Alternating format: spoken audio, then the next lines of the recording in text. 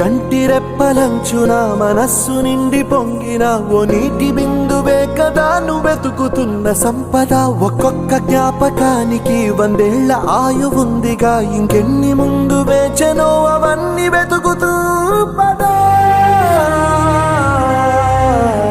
మనుష్యులందు నీ కథ మహర్షిలాగా సాగదా.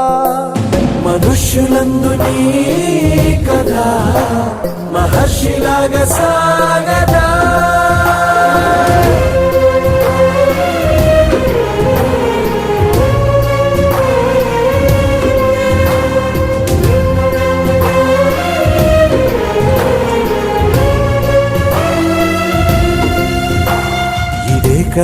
ఇదే కదా నీ కదా, ముగింపు లేనిదై సదా సాగదా.